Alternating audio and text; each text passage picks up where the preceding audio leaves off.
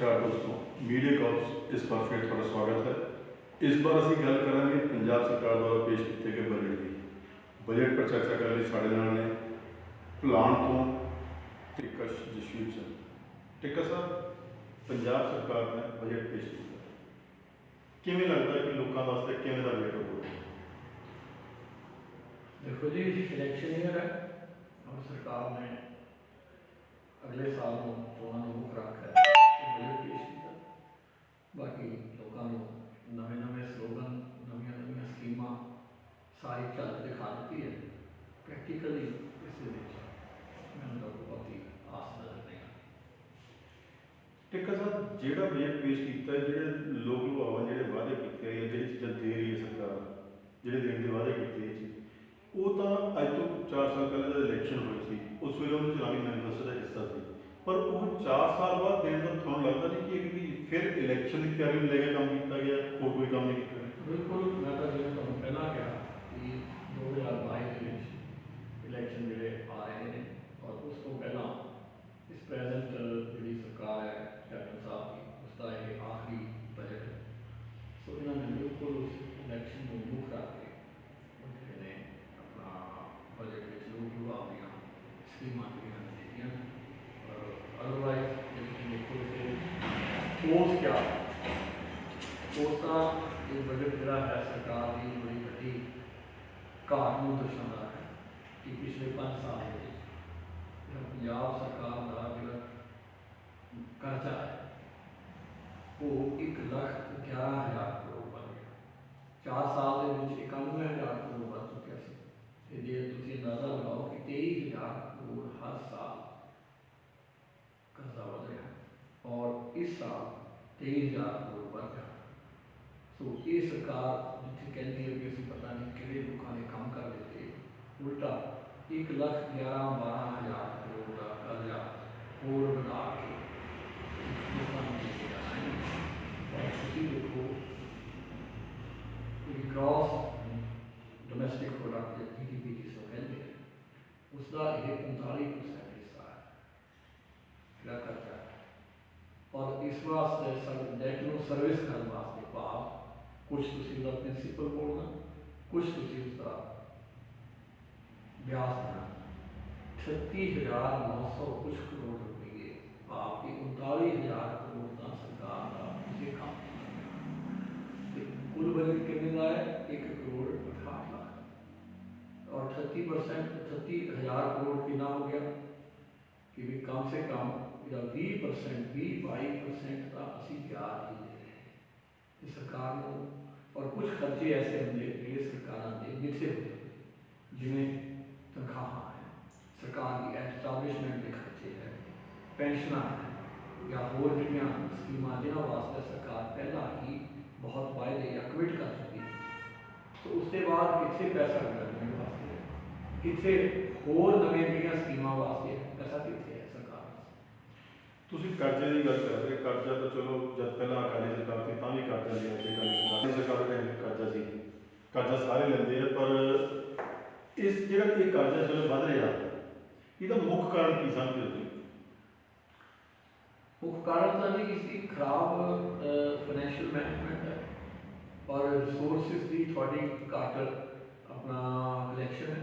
तीसरा जो रिसोर्सिस साढ़े को है भी उन्होंने बर्बादी है। तुम पूछ सकते हो क्यों, पर क्यों रेवन्यू अपना जिस तक सरकार के साधनों का आमदन के साधनों का ताल्लुक है, शराब तो सरकार को बड़ी वड्डी आमदन होती और जो जहियाँ सरकार दी नीतियाँ पिछले सालों तो चलिया आ रही हैं कि तुम भी देखा होगा थोड़ी जी फीस बढ़ा के उन्होंने ही ठेकेदारों ये काम जोड़ा है ये दे दिता गया। पर उसका कारण ये भी कोरोना टाइम सारे बंद रहे, मैक्सिमम टाइम बंद रहे। तुम बड़े सूझवान पत्रकार हो, थोड़ा पता ही है कि वे कोरोना के टाइम के बंद भी रहे तो सरकार ने उन्होंने उसकी ब्रेक भी दे दी सी, उन्होंने उस घट भी कर दिता तो चलो उन्होंने कंपनसेट तुम कितनी बारी करना चाहते हो? एक बारी, 2 बारी या हर बारी? एक बारी कंपनसेट कर चुके हो तुम उन्होंने घटा चुके हो एक्साइज ड्यूटी, देखो कितनी बारी कंपनसेट सरकार ने करना। ਤੇ ਉਲਟਾ ਤੁਸੀਂ ਪੰਜਾਬ 'ਚ ਸ਼ਰਾਬ ਪਹਿਲਾਂ ਹੀ ਬਾਕੀਆਂ ਸਟੇਟਾਂ ਨਾਲੋਂ ਸਾਰਿਆਂ ਤੋਂ ਮਹਿੰਗੀ ਹੈ, ਉਲਟਾ ਤੁਸੀਂ ਰੋਟੀ ਨੂੰ ਵਧਾ ਦਿੱਤੀ। ਸਰਕਾਰ ਕੀ ਕਰਨਾ ਚਾਹੁੰਦੀ ਹੈ? ਅੱਛਾ, ਫਿਰ ਦੂਸਰਾ ਜਿਹੜਾ ਵੱਡਾ ਇਨਪੁਟ ਸਰਕਾਰ ਦਾ ਬਹੁਤ ਵੱਡਾ ਸਾਧਨ ਇਹ ਹੋ ਸਕਦਾ, ਜਿਹੜੀਆਂ ਕਿ ਦੂਸਰੀਆਂ ਸਟੇਟਾਂ ਨੇ ਜਿਵੇਂ ਕਿ ਤੇਲੰਗਾਨਾ ਨੇ ਜਾਂ ਹੋਰ ਜਿਹਨਾਂ ਸਟੇਟਾਂ ਨੇ ਇਸ ਖਨਨ ਦੀ ਪਾਲਿਸੀ ਨੂੰ ਬਹੁਤ ਅੱਛੇ ਤਰੀਕੇ ਦੇ ਨਾਲ ਜਿਹੜਾ ਹੈ ਉਹ ਅਪਣਾਇਆ ਹੈ। ਔਰ ਇੱਕ ਸਟੇਜ 'ਤੇ ਉਸ ਵੇਲੇ ਦੇ ਮੰਤਰੀ ਸਰਦਾਰ ਨਵਜੋਤ ਸਿੰਘ ਸਿੱਧੂ ਹੋਰਾਂ ਨੇ ਇਹ ਸਰਕਾਰ ਨੂੰ ਕਿਹਾ ਵੀ ਸੀਗਾ ਕਿ ਖਨਨ ਪਾਲਿਸੀ ਜਿਹੜੀ ਹੈ, ਮਾਈਨਿੰਗ ਪਾਲਿਸੀ ਜਿਹਨੂੰ ਅਸੀਂ ਕਹਿ ਦਿੰਦੇ ਹਾਂ, ਕਿ ਉਸ ਨੂੰ ਤੇਲੰਗਾਨਾ ਦੇ ਅਧਾਰ ਤੇਲੰਗਾਨਾ 'ਚ ਕੀ ਹੈ, ਉਹ ਜਿਹੜੇ ਸਾਰੇ ਜਿੰਨੇ ਵੀ ਰਿਸੋਰਸਿਸ ਨੇ ਉਹ ਸਰਕਾਰ ਦੇ ਨੇ।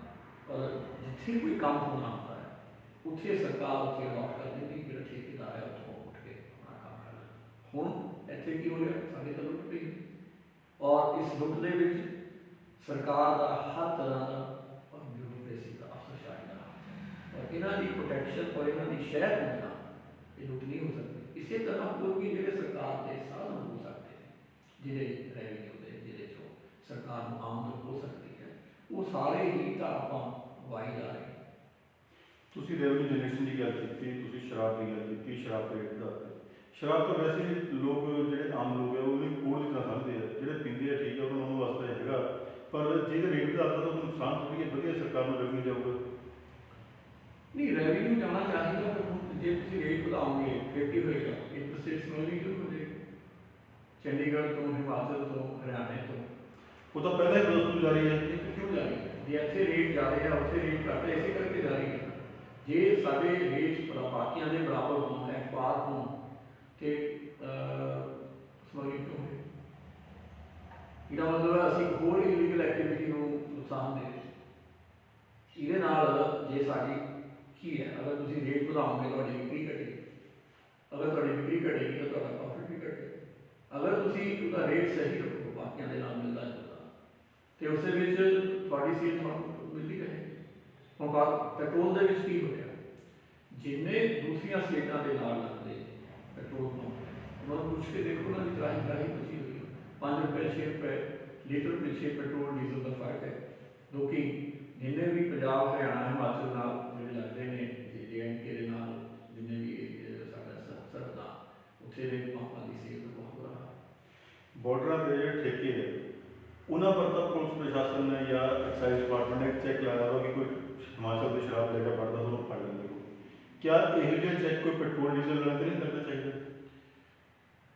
ਕਹਿੰਦੇ ਹੈ ਕਿ ਸਰਕਾਰ ਕਿੰਨਾ ਮਤਲਬ ਇਹ ਚੈੱਕ ਲਾ ਸਕਦੀ। ਇਹਦਾ ਇਹ ਵੀ ਜਿਹੜਾ ਚੈੱਕ ਹੈ ਇਹ ਐਕਸਾਈਜ਼ ਡਿਪਾਰਟਮੈਂਟ ਠੇਕੇਦਾਰਾਂ ਦੇ ਕਹਿਣ, ਕਿਉਂਕਿ ਇਹ ਸਰਕਾਰ ਦੇ ਕਮਾਊ ਵਿੱਚ ਹੈ। ਜਿਹੜਾ ਐਕਸਾਈਜ਼ ਡਿਪਾਰਟਮੈਂਟ ਹੈ ਇਹ ਸਰਕਾਰ ਦਾ ਕਮਾਊ ਵਿੱਚ ਹੈ। ਪੰਪ ਦਾ ਵੀ ਇਹ ਹਾਲ ਹੈ ਕਿ ਪੰਪ ਵੀ ਤਾਂ ਕਮਾਊ ਵਿੱਚ, ਪੰਪ ਕਮਾਊ ਵਿੱਚ ਆਇਆ, ਪਰ ਪੰਪ ਦਾ ਇੱਕ ਕੋਈ ਇਸ ਤਰ੍ਹਾਂ ਦੀ ਮਿਨਿਸਟਰੀ ਡੈਜ਼ਿਗਨੇਟਡ ਵੀ ਨਾ ਹੈ ਜਿਹੜੀ ਉਸ ਨੂੰ ਕੰਟਰੋਲ ਕਰ ਸਕੇ। ਔਰ ਸਰਕਾਰ ਦੇ ਪਰ ਦੂਸਰੀ ਚੀਜ਼ ਇਹ ਹੈ ਕਿ ਤੁਸੀਂ ਕਿਵੇਂ ਚੈੱਕ ਕਰੋਗੇ ਕਿ ਯਾਰ ਪੈਟਰੋਲ ਡੀਜ਼ਲ ਦਾ ਤੁਸੀਂ ਗੱਡੀ 'ਚ ਪਾ ਲਿਆ ਹੈ, ਹਾਂ ਕਿਸੇ ਨੇ ਅਗਰ ਆਪਣਾ ਕੈਨੀ 'ਚ ਪਾਇਆ ਹੋਇਆ ਜਾਂ ਹੈ ਉਹ ਜਿਹੜੀ ਆ ਬਹੁਤ ਘੱਟ ਹੈ, ਲੋਕ ਤਾਂ ਜਾਂਦੇ ਨੇ ਪਾ ਕੇ ਆ ਜਾਂਦੇ।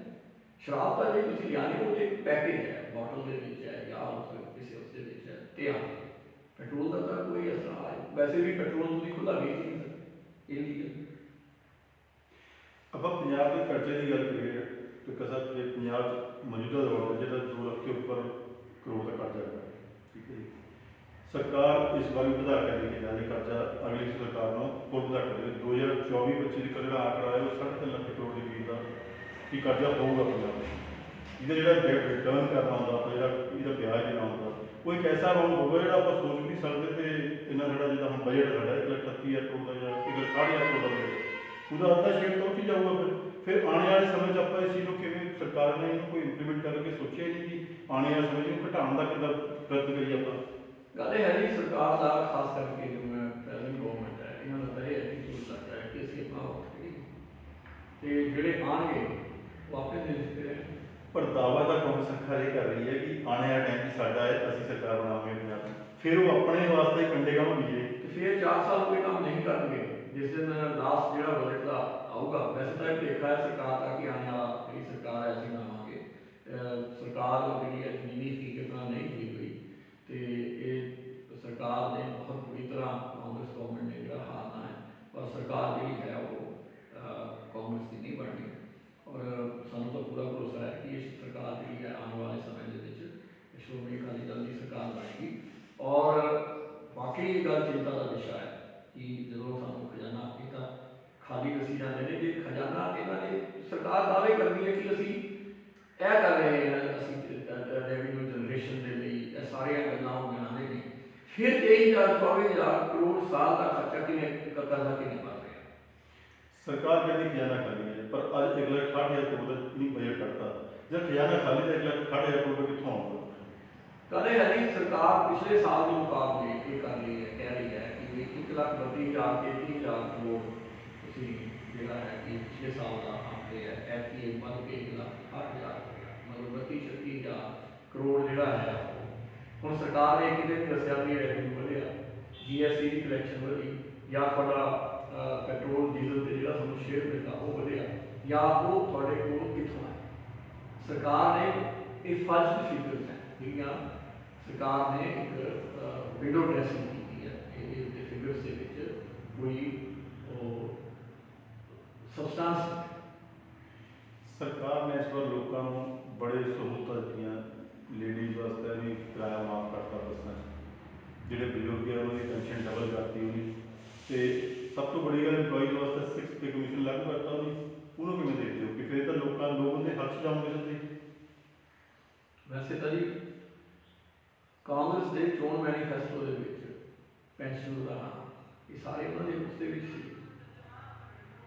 अच्छी गल है कि भी जे सरकार इस गल को रख के पेंशन बढ़ाने कि भी पिछले 4 साल 5 साल के महंगाई कितनी हुई, लोगों का जोड़ा है जिंदगी जीवनी होर कितनी औखी हो गई। जे तुसी डबल भी की कि एक कन्ना सुनने में चंगा लगता कि भी तुम 750 का 1500 कर देते तो की फर्क पै गया, वो 750 रुपये का तो सिलेंडर ही दुगना हो गया है, वो एक सिलेंडर नहीं अज की तरीक के आता। सरकार ने जो कुछ देना ही सी, जिथे इन्ने 1000 करोड़ का कर्जा सीगा तो 100-200 करोड़ का होर बढ़ जाता, कम से कम बजुर्गों या विधवा औरतां या जिन्हों के खातर तुसीं ये स्कीमां अनाउंस कीतियां उन्होंने भी जाके साडे नाल रिलीफ दे दिंदे, किसी वर्ग नूं तां दिंदे। दसो तुसीं मैनूं 1500 रुपया नाल क्या चाहे एक बंदा भी है उसका गुजारा हो सकता? तुसीं मेरे ख्याल से नहीं हो सकता। सो यही चीज़ अगर सरकार के ना जाता तो शायद लोग 750 में गुजारा कर रहे थे। गुजारा ये तो थोड़ा पता नहीं होता, ठीक है उन्होंने है कि चलो कुछ मिल रहा है, पर जो तुम कहो कि गुजारा हो रहा है या उसको खुश है तो उससे ना खुशी कोई नहीं। और जिथे तक तुम गल की 6वें पे कमीशन, तुम सरकार वित्त मंत्री का भाषण चंगी तरह जो सुनिया हो, 31 मार्च उनका जो सरकार ने आयोग बिठाया जी उन्होंने अपन सिफारिशा देनिया ने कि जो केंद्र सरकार का 6वां पे कमीशन सी कि उनकी सिफारिशा असी किहड़ियां लागू करनिया या लागू इन्होंने लागू करनिया या असी वो उन्होंने कोई होर तब्दीली करनी, तो फिर वो लागू कदों करना है 1 जुलाई को। तुसी जिहड़ा इमीडिएट अच्छो थोड़ी अगर फाइनैशियल हालत सुधर गई तो जो काम सरकार को करना चाहिए सीगा कि जो DA रिलीज किया हुआ पिछले 2-3 साल तो उन्होंने इमीडिएट रिलीज कर दे, पे कमीशन 1 जुलाई को लागू होना, जबकि ऑलरेडी वो नवे पे कमीशन के आने का टाइम हो चलिया हुआ 1 जुलाई को लागू करना, और DA की जी बकाया रहनी किस्त है वो अक्तूबर और दिसंबर से देनी। तुम मैं दसो दिसंबर तक जाके अपना लागू हो जाता है घोड़ा फटा, तो ये सिर्फ एक लोगों को एक मुलाजमान का मुंह बंद किया है इन्होंने, होर कुछ नहीं। सरकार को जो काम करना चाहिए मुलाजमान ने लेबर के लॉ जोड़े केंद्र सरकार ने 1 अप्रैल जो आ रहे हैं, तुम अगर उस एक्ट में पढ़ो जिमें फार्म जोड़े लॉ के कृषि कानून सफाई कानून लेबर में पूछ के देखो कि उस तो भी बड़े काले रंग को बड़ा कोई होर रंग का काला होगा कोई वो नहीं, और सरकार को ना पास कर देगी मतलब सरकार भी पंजाब सरकार उससे शामिल है। सो किहड़े पासे ते मैं तुसीं दसो कि किस वर्ग को रिलीफ दी है सरकार। एक भी यूथ वास्ते इंप्लॉयमेंट जनरेशन की गल की है कि 50,000 तक नवे इंप्लॉयमेंट की जाऊगी, उन्होंने किमें देखते हो?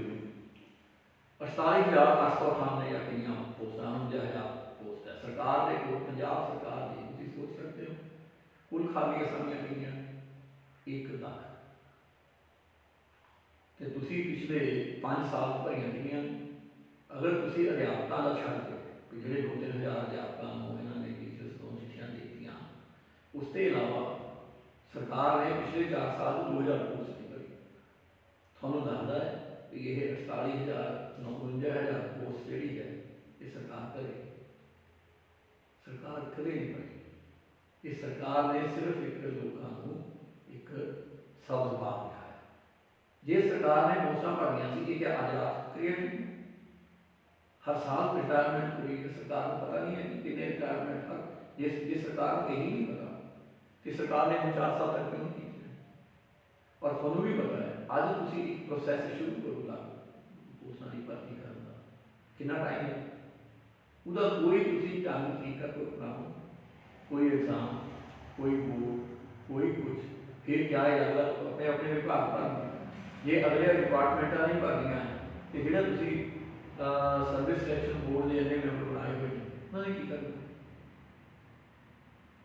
थोते जिहड़ियां प्रोविजनल सिविल सर्विस है PCS PPS और जिहड़ियां ये पोस्टां तो थोड़े भरियां नहीं जा रही जिन्हां दी इंडिपेंडेंट तुहाडा पंजाब पब्लिक सर्विस कमीशन ਉਹਦਾ ਰੈਗੂਲਰ ਭਰਤੀ नहीं हुई ਕਾਲਜਾਂ ਦੇ ਵਿੱਚ 1800-1900 ਪ੍ਰੋਫੈਸਰਾਂ ਦਾ ਇੱਕ ਕੈਡਰ ਹੈ ਟੀਚਰ ਦਾ ਕੈਡਰ ਅੱਜ ਦੀ ਤਰੀਕ 'ਚ ਤੁਹਾਨੂੰ ਪਤਾ ਹੈ ਕਿੰਨੇ ਕਾਲਜ ਲੈਕਚਰਸ ਨੇ 400 ਤੋਂ ਘੱਟ ਸ਼ਾਇਦ 300 ਤੁਸੀਂ ਪਿਛਲੇ 20 ਸਾਲ 'ਚ ਸਰਕਾਰ ਨੇ ਕੋਈ ਭਰਤੀ ਨਹੀਂ ਸੋ ਸਰਕਾਰ ਕਿਵੇਂ ਕਹਿੰਦੀ ਹੈ ਕਿ ਅਸੀਂ ਇਹ ਤਾਂ ਸਿਰਫ ਇੱਕ ਫਿਗਰ ਹੈ ਜਿਹੜੀ ਨੌਜਵਾਨਾਂ ਨੂੰ ਇੱਕ ਸ਼ਾਂਤ ਕਰਨ ਵਾਸਤੇ ਦੱਸੀ ਤੁਹਾਨੂੰ ਲੱਗਦਾ ਕਿ ਨੌਜਵਾਨ ਜਿਹੜਾ ਹੈ ਉਹ ਇਹਨਾਂ ਫਿਗਰਾਂ ਪਰ ਜਾਊਗਾ ਕਿ ਇਹ ਫਿਗਰਾਂ ਦਿੱਤੀਆਂ ਤੇ ਨੌਜਵਾਨ ਸ਼ਾਨ ਤੱਕ ਸਾਨੂੰ ਨੌਕਰੀ ਮਿਲ ਗਈ ਹੁਣ ਕਿ ਤੁਹਾਨੂੰ ਲੱਗਦਾ ਸੀ देखिए पिछले इलेक्शन से ਆਪਾਂ देखा ही है घर घर रोजगार ਤੁਸੀਂ ਉਸ ਵੇਲੇ ਆਪਣੇ ਵਰਕਰ ਭੇਜ ਕੇ ਬੰਦੇ ਭੇਜ ਕੇ ਤੁਸੀਂ ਉੱਥੇ ਕੁਰਸੀ ਬਿਠਾ ਕੇ ਬੰਦਾ ਬਿਠਾਤਾ ਤੁਸੀਂ ਪਰ ਹਰ ਵਾਰ क्या लोग बेवकूफ़ बनते हैं ਤੁਹਾਨੂੰ ਲੱਗਦਾ कि हर बार लोग बेवकूफ़ बनते हैं उस बार ठीक है जरूर एम्प्लॉयमेंट जनरेशन की नवा वादा किया जाना है उस वादे आगे नहीं उस वादे ਦੇ ਵਿੱਚ क्या कुछ नहीं सीखा कभी रोजगार थोड़े सीखा स्मार्टफोन भी सी सरकार ने ਤਾਂ ਜਿਹੜੀਆਂ ਬਾਦਲ ਸਾਹਿਬ ਦੇ ਟਾਈਮ ਦੀਆਂ ਸਕੀਮਾਂ ਹੈ ਉਹ ਬੰਦ ਕਰ ਦਿੱਤੀਆਂ मैं ਤੁਹਾਨੂੰ ਕਿੰਨੇ ਸਕੂਲਾਂ 'ਚ ਦੱਸਾਂ ਜਿਹੜੇ ਆਪਣਾ ਬੱਚੀਆਂ ਵਾਸਤੇ ਲੜਕੀਆਂ ਵਾਸਤੇ ਜਿਹੜੇ ਸਾਈਕਲ ਦਿੰਦੇ ਸੀ ਸਾਈਕਲ ਕਿਹਨਾਂ ਤੋਂ ਸਾਈਕਲ ਲੈ ਕੇ ਸਾਈਕਲ ਨਹੀਂ ਵੰਡੇ ਹਾਲੇ ਵੀ ਪਏ ਹੋਣੇ ਸਕੂਲਾਂ ਦੇ ਵਿੱਚ ਜਿਨ੍ਹਾਂ ਨੂੰ ਜੰਗ ਖਾ ਗਿਆ ਕਿੰਨਾ ਵੰਡੇ ਉਹੀ ਸਕੀਮ ਕੋਈ ਮਾੜੀ ਨਹੀਂ ਹੁੰਦੀ ਤੁਸੀਂ ਤੁਹਾਨੂੰ ਨਹੀਂ ਚੰਗਾ ਲੱਗਦਾ ਤੁਸੀਂ ਉਹਦਾ ਨਾਮ ਬਦਲ ਦਿਓ ਪਰ ਉਹ ਜਿਹੜੀ ਸਕੀਮ ਆਲਰੇਡੀ ਇੱਕ ਸਰਕਾਰ ਨੇ ਚਲਾਈ ਹੈ ਉਹ ਸਕੀਮ ਨੂੰ ਹੀ ਅੱਗੇ ਸਿਰੇ ਚੜ੍ਹ ਗਈ बीजेपी सरकार कांग्रेस के वेले मनरेगा कांग्रेस का सीगा स्कीम ਇਹਦਾ ਕਿਹੜਾ ਵਿਰੋਧ ਕਰਦੀ ਸੀ बीजेपी सरकार इस आधार कार्ड ਦਾ ਕਿਹਦਾ ਵਿਰੋਧ ਕਰਦੀ ਸੀ ਬਾਅਦ ਦੇ ਵਿੱਚ ਉਹੀ ਸਾਡੇ ਫਲੈਗਸ਼ਿਪ ਪ੍ਰੋਗਰਾਮ ਬਣ ਗਏ ਇਸੇ ਤਰ੍ਹਾਂ ਕਾਂਗਰਸ ਦੀਆਂ ਜਿਹੜੀਆਂ ਬਾਦਲ ਸਾਹਿਬ ਦੀਆਂ ਸਕੀਮਾਂ ਸੀਗੀਆਂ ਆਟਾ ਲਾਭ ਸਿੰਘ ਤੋਂ ਦਿੰਦੇ ਸੀ ਅਸੀਂ ਤੁਹਾਨੂੰ ਚੀਨੀ ਵੀ ਦੇਵਾਂਗੇ ਚਾਹ ਪੱਤੀ ਵੀ ਦੇਵਾਂਗੇ ਘਿਓ ਵੀ ਦੇਵਾਂਗੇ ਕੀ ਆ ਰਿਹਾ ਜੀ ਉੱਥੇ 6-6 ਮਹੀਨੇ 8-8 ਮਹੀਨੇ ਉੱਥੇ ਤੁਹਾਨੂੰ ਰਾਸ਼ਨ ਨਹੀਂ ਮਿਲਦਾ पर लोग तो फिर भी लोग यकीन करते हैं जो हम थोड़े इलेक्शन सैमीफाइनल होया कौंसल के चुनाव होए पूरे पंजाब क्लीन स्वीप से उत्थे कोई पार्टी कितने नहीं दिखी नहीं तुसी कौंसल दे ਜਿਹੜੇ ਲੋਕਲ ਗਵਰਨਮੈਂਟ ਦੇ ਜਿਹੜੇ ਚੁਣਾ ਹੈ ਉਹਨਾਂ ਨੂੰ ਤੁਸੀਂ ਸੈਮੀਫਾਈਨਲ ਕਿਵੇਂ ਕਹਿ ਸਕਦੇ ਅਸੀਂ ਨਹੀਂ ਕਹਿੰਦੇ ਇਹ ਪੋਲੀਟੀਕਲ ਪਾਰਟੀ ਦੇ ਸਾਰੇ ਨੁਮਾਇੰਦੇ ਕਹਿੰਦੇ ਸੀ ਨਹੀਂ ਸਾਰਿਆਂ ਦੇ ਨੁਮਾਇੰਦੇ ਦੀ ਗੱਲ ਹੀ ਨਹੀਂ ਹੈ ਇਹ ਤਾਂ ਇੱਕ ਸਲੋਗਨ ਹੈ ਔਰ ਇਹ ਜਿਹੜੇ ਸਲੋਗਨ ਹੈ ਇਹ ਬੇਸਿਕਲੀ ਇਹ ਪ੍ਰੈਸ ਵੀ ਨਾ प्रेस भी तो कोई थोड़ा और लीडर ही या कोई थोड़ा सीनियर लीडर ही कहता ना कि आपका सैमीफाइनल पर अगर सरकार कहती है कि ਅਸੀਂ ਸੈਮੀਫਾਈਨਲ ਜਿੱਤ ਲਿਆ ਤੇ ਫਿਰ ਤਾਂ ਸਰਕਾਰ ਨੂੰ 160 ਦੇ ਵਿੱਚੋਂ 100 ਸੀਟ ਜਿੱਤ ਜਾਣੀ ਚਾਹੀਦੀ ਪਰ क्या ਤੁਹਾਨੂੰ ਲੱਗਦਾ ਹੈ ਕਿ ਗਰਾਊਂਡ ਦੇ ਵਿੱਚ ਉਹ ਪੋਜੀਸ਼ਨ ਇਹ ਹਾਲ ਦੇਖੋ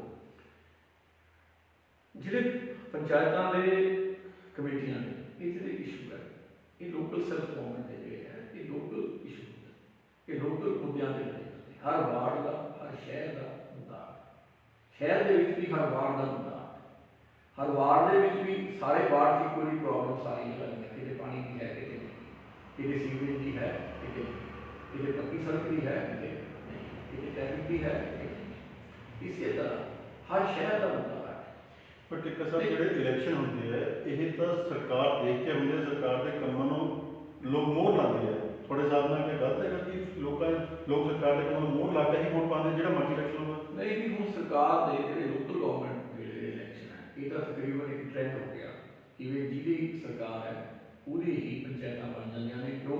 ਅਦਰਵਾਈਜ਼ ਕੀ ਹੁੰਦਾ, ਅਗਰ ਤੁਸੀਂ ਚੌਥ ਦੇ ਵਿੱਚ ਕਮਿਸ਼ਨ ਨੂੰ ਛੱਡ ਦਿਓ, ਜਿਹੜੇ ਮੋਦੀ ਸਾਹਿਬ ਨੇ ਆਪਣੇ ਜਿਹੜਾ ਚੀਜ਼ ਦੀ ਅੱਛੀ ਸ਼ੁਰੂਆਤ ਕੀਤੀ ਉਹ ਹੈ ਕਿ ਵੀ ਪੰਚਾਇਤਾਂ ਵਾਸਤੇ ਜਾਂ ਜਿਹੜੀਆਂ ਉਹਨਾਂ ਨੂੰ ਜਿਹੜਾ ਡਾਇਰੈਕਟ ਪੈਸਾ ਡਿਫਰੈਂਟ ਸਕੀਮਾਂ ਦੇ ਆਉਂਦਾ ਕਾਂਗਰਸ ਸਰਕਾਰ ਦਾ ਉਹਨਾਂ ਨੂੰ ਵੀ ਆਪਣੇ ਡਿਸੀਜਨ ਨੇ ਉਹ ਪੈਸਾ ਆ ਰਿਹਾ, ਔਰ ਜਿਹੜਾ ਸਟੇਟ ਗਵਰਨਮੈਂਟ ਨੂੰ ਪੈਸਾ ਉਹ ਜੇ ਆਪਣਾ ਪਿੰਡਾਂ ਵਾਲੇ ਵੀ ਮੈਂ ਗੱਲ ਸਮਝਦੇ ਆ ਕਿ ਅਗਰ ਅਸੀਂ ਆਪਣੀ ਪੰਚਾਇਤ ਜਿਹੜੀ ਹੈ ਸਰਕਾਰ ਵਾਲੀ ਪਾਰਟੀ ਦੀ ਨਹੀਂ ਬਣਾਵਾਂਗੇ ਤਾਂ ਸਾਨੂੰ ਡਿਵੈਲਪਮੈਂਟ ਵਾਸਤੇ ਪੈਸਾ ਨਹੀਂ ਦੇਊਗਾ। ਐਮਐਲਏ ਜਾਂ ਮਿਨਿਸਟਰ ਜਿਹੜੇ ਵੀ ਜਿਹੜੇ ਪ੍ਰਤੀਨਿਧੀ ਨੇ ਉਹ ਦੂਸਰੇ ਚੁਣੇ ਹੋਏ ਪ੍ਰਤੀਨਿਧੀ ਜਿਹੜੇ ਕਾਂਗਰਸ ਦੇ ਚਾਹੇ ਸੰਮਤੀ ਮੈਂਬਰ ਨੇ, ਚਾਹੇ ਕਾਂਗਰਸ ਦੇ ਜਾਂ ਮਤਲਬ ਜਿਹੜੇ ਵੀ ਚਾਹੇ ਸੰਮਤੀ ਮੈਂਬਰ ਨੇ ਜਾਂ ਸਰਪੰਚ ਪੰਚ ਨੇ, ਉੱਥੇ ਪਿੰਡਾਂ ਦੇ ਵਿੱਚ ਲੜਾਈਆਂ ਪਾਉਂਦੇ ਨੇ, ਆਪਣੇ ਤੋਂ ਵਿਰੁੱਧ ਜਿਹੜੇ ਸਰਪੰਚ ਹੈ ਉਹਨਾਂ ਨੂੰ ਸਸਪੈਂਡ ਕਰਵਾਉਂਦੇ ਨੇ, ਝੂਠੇ ਕੇਸ ਬਣਾਉਂਦੇ ਨੇ, ਉਹਨਾਂ ਨੂੰ ਸਾਰੀ ਕਰਨੇ ਵਾਸਤੇ तो इस तरह है बहुत सारियां ਜਿਹੜੀਆਂ ਪਿੰਡਾਂ ਦੇ ਜਿਹੜੇ ਲੋਕ ਹੈ ਉਹ ਇਹ ਵੀ ਕਰ ਲੈਂਦੇ ਕਿ ਜਿਹੜੀ ਸਰਕਾਰ ਹੈ ਉਹਦੀ ਹੀ ਸਥਾਨਕ ਸਰਕਾਰ।